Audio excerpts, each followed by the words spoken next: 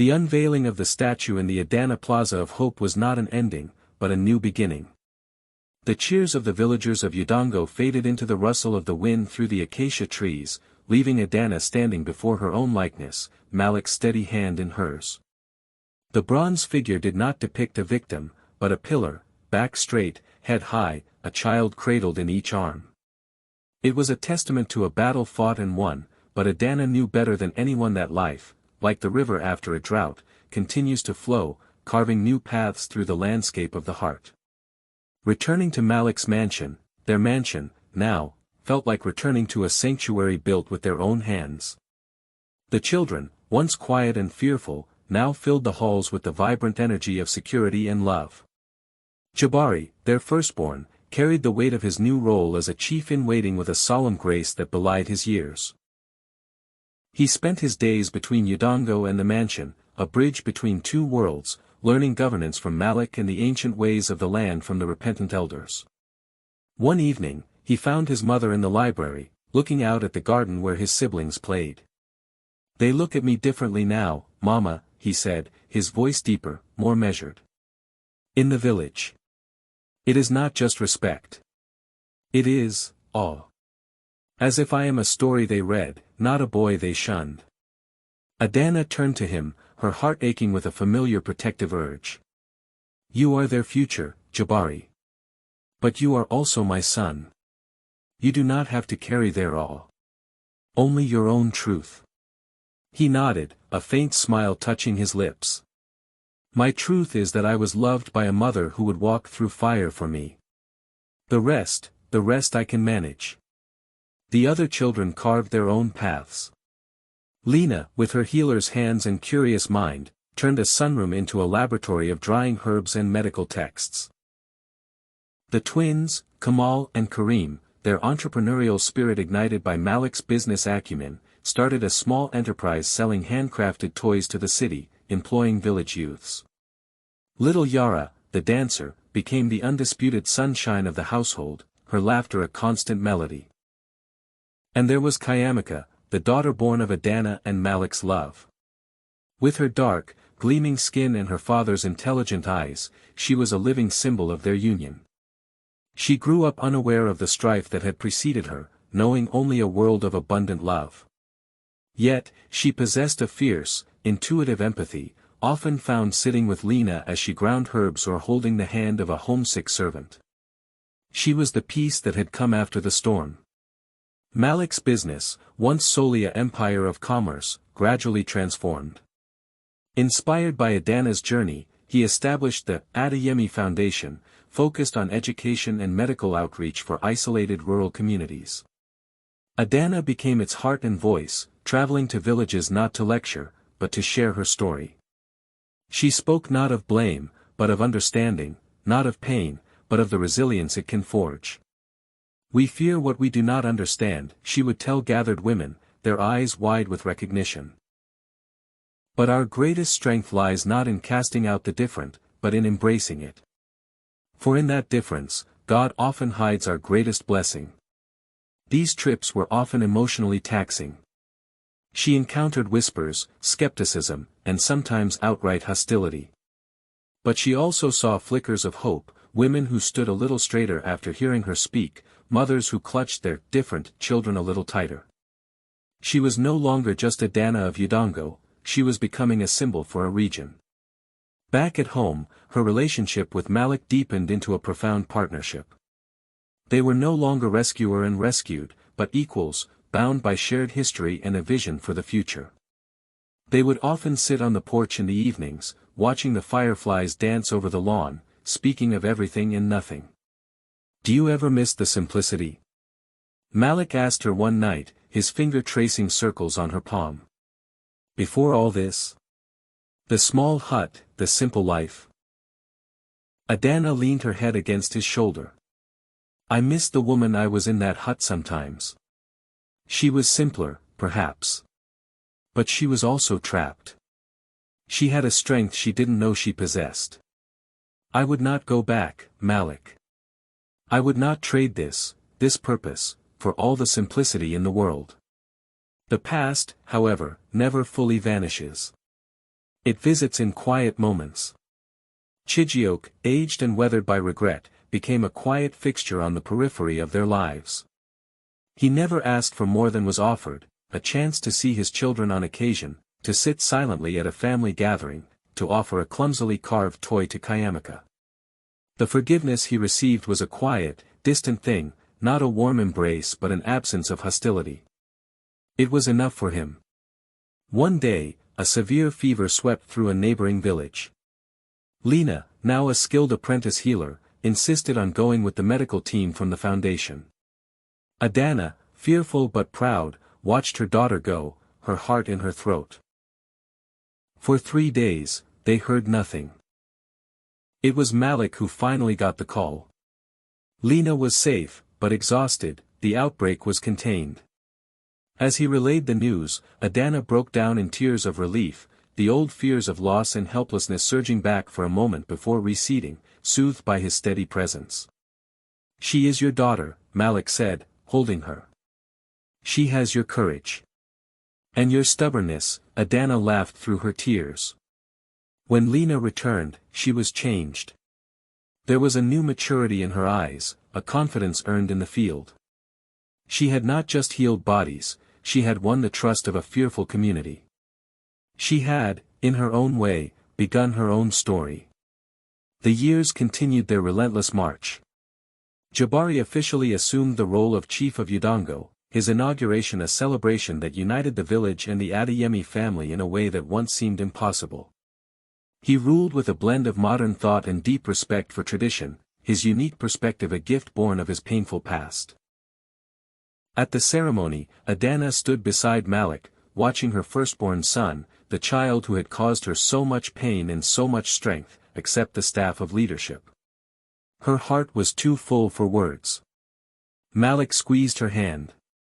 "Look at what you made," he whispered, his voice thick with emotion. "Look at the man you raised from a whispered curse into a chief." Tears streamed down Adana's face, but they were tears of pure, unadulterated joy.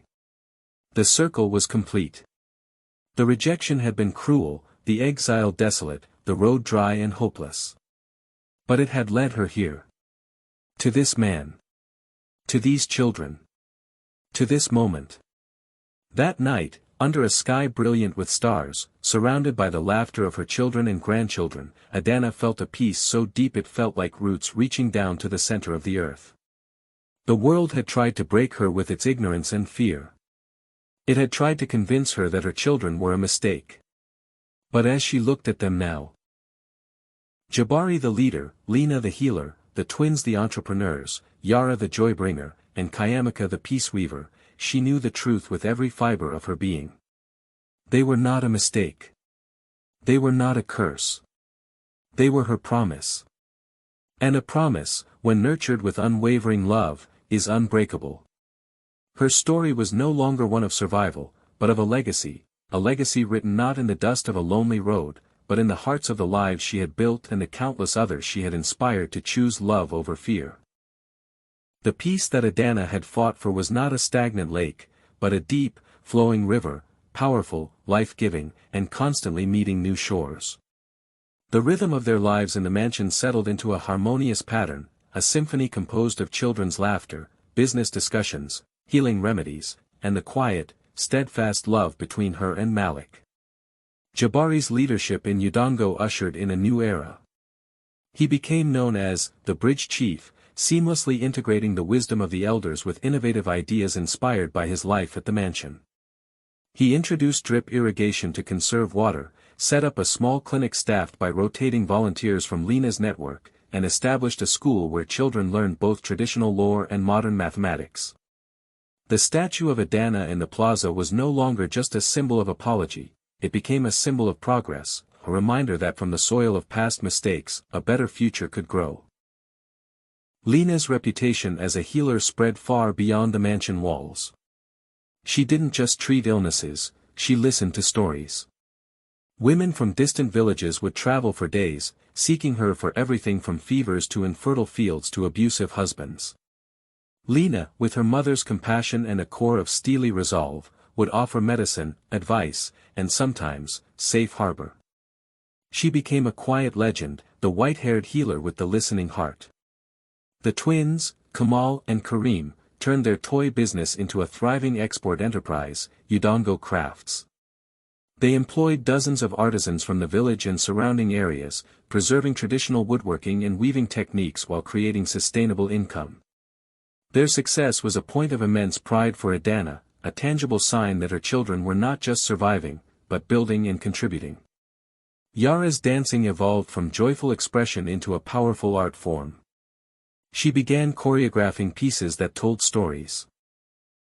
The story of her mother's exile, her family's redemption, the unity of their diverse family. She performed at cultural festivals, her pale skin and graceful, powerful movements mesmerizing audiences, challenging their perceptions of beauty and origin. And Kayamika, the youngest, grew into a thoughtful, observant young woman. She was the quiet historian of the family, the one who would sit with her grandmother, Mama Neka, who now lived in a cozy cottage on the mansion grounds, recording the old stories and songs, ensuring they would never be lost. She felt the weight and privilege of her history deeply, often acting as the moral compass for her more impulsive siblings. Malik watched his family bloom with a pride that was almost palpable. His love for Adana deepened into a profound, quiet reverence. He saw not just the woman he loved, but the living, breathing heart of a small empire of goodness they had built together. One afternoon, as they oversaw the expansion of the Foundation's new medical wing, Malik turned to her. "Do you ever wonder what would have happened if my car had taken a different road that day?" Adana smiled, wiping a smudge of dust from his cheek. "Every day. And every day, I thank God it did not. You were not just my destiny, Malik. You were the key to theirs." She gestured toward the construction site, a project that would serve thousands. Yet, even in the most serene rivers, undercurrents remain. The past has a way of echoing. The challenge came not from Udongo, but from the city. A prominent, firebrand politician began rallying support by preaching a message of cultural purity and traditional values. In his speeches, he began to use a cautionary tale, a story of a village brought to its knees by a woman who bore foreign-looking children, a woman who only found redemption by leaving her people and marrying a wealthy outsider. He twisted Adana's story into a narrative of betrayal and cultural dilution, a warning against embracing the different. The first Adana knew of it was when a newspaper arrived at the mansion, featuring a cartoonish caricature of her alongside the politician's vitriolic column. The children were furious. Jabari wanted to drive to the city and confront the man. Kamal and Kareem threatened to use their business influence to silence him. Lena retreated into a cold, silent anger. But Adana simply read the article, her face a calm mask. She felt the old familiar sting of judgment, but it was dulled now, tempered by the unwavering love that surrounded her. "We will not fight anger with anger," she declared at a tense family meeting that evening. "He uses my story because he is afraid. Fear is his weapon. We will answer with our truth." Malik agreed. "He is a snake. If we stomp, he will bite. If we shine a light, he will slither away." Their response was not a rebuttal in the newspapers, but an invitation. The Adeyemi Foundation announced a grand festival of unity, to be held on the grounds of the mansion. It would celebrate the diverse cultures of the region, music, dance, food, art. They invited everyone, villagers, city dignitaries, and, pointedly, the politician himself. The day of the festival dawned bright and clear. The grounds were transformed into a vibrant tapestry of color and sound. There were stalls from Udongo selling traditional pottery, others from a neighboring region showcasing intricate beadwork. The air was rich with the smell of spiced meat, frying plantains, and sweet cakes. Yara and her dance troupe performed a powerful piece that told the story of their family without words, a story of exile, despair, hope, and ultimate unity. The audience was spellbound, many moved to tears. Lena and her team offered free basic health screenings. Kamal and Kareem had a stall where children could make their own toys. Jabari walked among the crowd, the proud chief, shaking hands and welcoming everyone. Adana and Malik moved through the festival together, a united front. She wore a brilliant blue dress, her head held high, greeting strangers and old friends with equal grace. The politician did not come. But his absence was a louder statement than his presence would have been. His narrative of fear and division seemed small and pathetic against the overwhelming backdrop of joy and community on display. The true victory came later that evening. A city journalist, known for her skeptical pieces, sought out Adana. She had come expecting to find a privileged woman hiding behind her husband's wealth.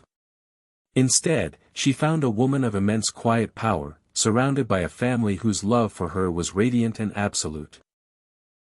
The article that was published the next week was not about a politician's rant. It was a profile of Adana Adeyemi.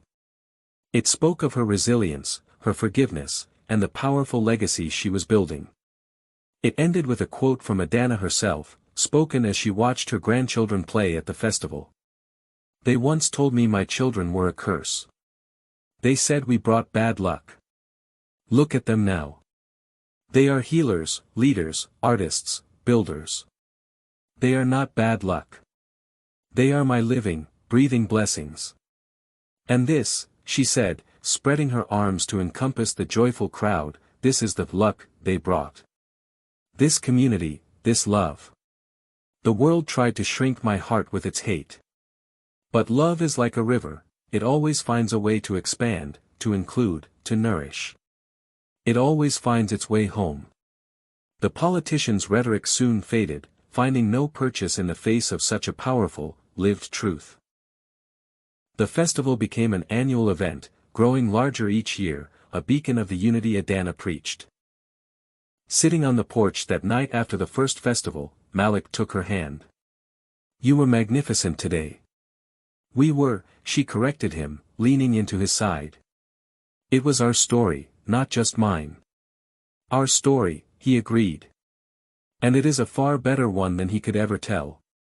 Adana looked out at the stars, the same stars that had shone down on her during her darkest night on the dry road.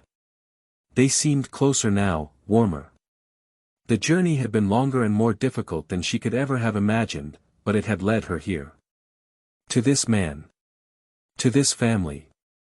To this purpose. She was no longer the woman cast out of Udango. She was Adana Adeyemi. And her story was still being written, not in whispers of shame, but in the unshakable language of love. The public victory over the politician's vitriol solidified the Adeyemi family's stature. They were no longer just a local story of redemption but a regional symbol of resilience and unity. The annual Festival of Unity became a major event on the social calendar, drawing international NGOs, journalists, and even tourists. Adana, once a pariah, now found herself giving interviews to documentaries and politely declining invitations to speak at conferences abroad. "They want the story," she mused to Malik one evening, as they pored over yet another elegant invitation. "But they want the clean version. The triumph. They do not want the memory of the dust in my throat, or the sound of my children crying from hunger." Malik took her hand. "You give them the version that gives them hope. The raw version is yours to keep. It is what makes you, you." This newfound prominence, however, cast long and sometimes complicated shadows within the family itself. The very unity they celebrated was tested by the weight of their own legend. For Jabari, his mother's sainthood was a double-edged sword. In Udango, he was not just chief, he was Adana's son. Every decision he made was measured against her mythologized compassion. When he had to make a tough choice, to reallocate land, to settle a dispute with a firm hand, there were whispers. His mother would have been more forgiving, or, he lacks Adana's heart. He carried the burden of his mother's perfection, a standard he could never meet. Lena, in her clinic, faced a different challenge. Villagers would sometimes bypass her careful diagnoses and scientific treatments, asking instead for, the healing touch your mother has, or a blessing, like the one Adana would give. They sought magic from the daughter, not medicine. It frustrated the pragmatic healer in her, making her feel like a substitute for a relic rather than a professional in her own right. The twins, Kamal and Kareem, thrived in the business world, but even there, their identity was inextricably linked to the Adeyemi name. It opened doors, but it also raised expectations. Their success was sometimes attributed to Malik's capital or their mother's fame, not their own shrewdness and hard work. Only Yara and Kayamika seemed to wear the mantle more lightly. Yara used her platform to launch a dance school for underprivileged children, channeling the family's narrative into art. Kayamika, the quiet observer, began to discreetly document the whole story. She interviewed her grandmother, Mama Neka, about the initial shame she felt. She gently pressed her uncle Chijioke about the depth of his regret.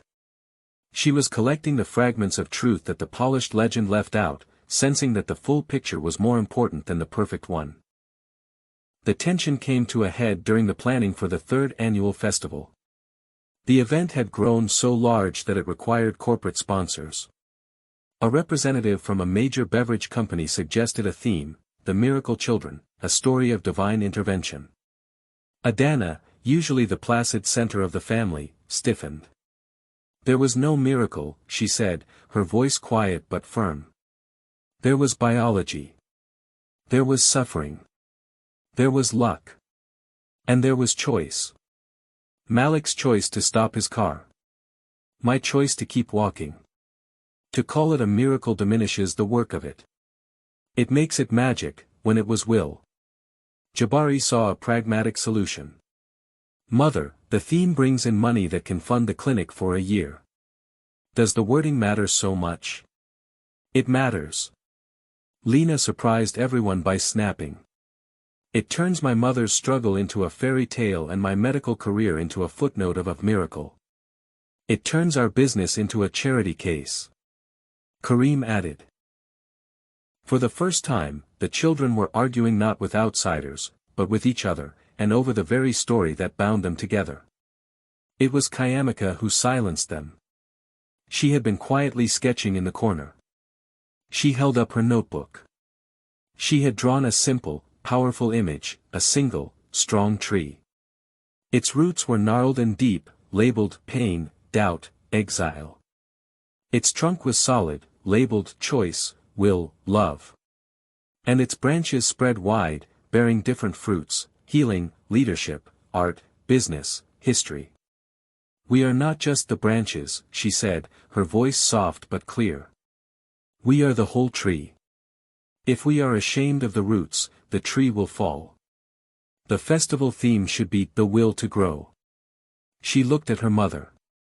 It honors your will. Not a miracle. The room fell silent.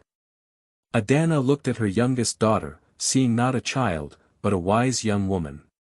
She felt a surge of pride so intense it brought tears to her eyes. Kayamika is right, Malik said, his voice full of awe. We have been celebrating the fruit and hiding the roots. It is time to honor the entire tree. The third annual Festival of Unity was themed, The Will to Grow. Adana, for the first time, spoke not just of the happy ending, but of the despair on the road. She spoke of Chijioke's weakness not with bitterness, but as a human failing that led to her human strength. She spoke of the science behind her children's skin, demystifying the miracle. She spoke of Malik's choice, framing him not as a savior, but as a man who made a conscious decision to be kind. It was the most powerful speech she had ever given. The audience didn't cheer, they listened in rapt, profound silence. They saw the woman, not the statue.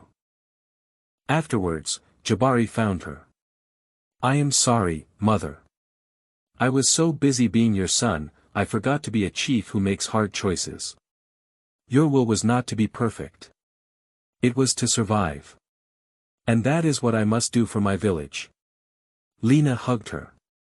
Thank you for saying it was science. It makes my work real. That night, the family felt more authentic, more connected than they had in years. They had embraced their complicated, messy, truthful history. The final test of this new honesty came from an unexpected place, Chijioke. He had been quietly tending a small plot of land on the edge of Udongo, living a life of simple atonement. He fell ill. Not with a dramatic fever, but with a slow, wasting sickness that left him frail and bedridden. The message was sent to the mansion. He was not asking for anything. Just informing them. Adana felt a complex swirl of emotions, old hurt, pity, and a strange, distant care for the boy she had once loved. She did not go. She knew her presence would be a spectacle, a reopening of old wounds for them both. But she sent her children. He is your father, she told them. Not in the way Malik is, but in blood and in origin. Your story begins with him, too. You must make your own peace. One by one, they went. Jabari went as a chief, discussing village matters, giving the sick man news of the home he loved. Lena went as a healer, offering palliative care and comfort, her clinical compassion a balm. The twins went, talking of business and the new road they were funding. Yara went and danced a quiet, gentle dance by his bedside. Kayamika went last, with her notebook, and simply listened. Chijioke died a week later, not surrounded by a legacy of greatness, but with a look of profound peace on his face. He had been seen and acknowledged by the children he had wronged. It was more than he had ever hoped for. At his small funeral, Adana stood at the very back, away from the crowd. Malik stood beside her, a solid, silent support. She did not weep for the loss of the man, but for the tragic waste of it all. For the love that had curdled into fear, for the family that could have been. As they turned to leave, she took Malik's arm. My will was to survive, she whispered. But your will, Malik, was to love. That is the greater strength. He kissed her forehead. It was the easiest choice I ever made. They walked back to the car, not as triumphant symbols, but as a man and a woman who had lived a long, complex life together. The legend of Adana Adeyemi would continue to grow, but now, at its heart, would be a more durable truth, that love is not a perfect, miraculous fairy tale, but a daily, conscious choice to build, to understand, and to keep walking forward, together. Their story was no longer just about redemption, it was about the quiet, unwavering courage to be truly, wholly, and authentically human.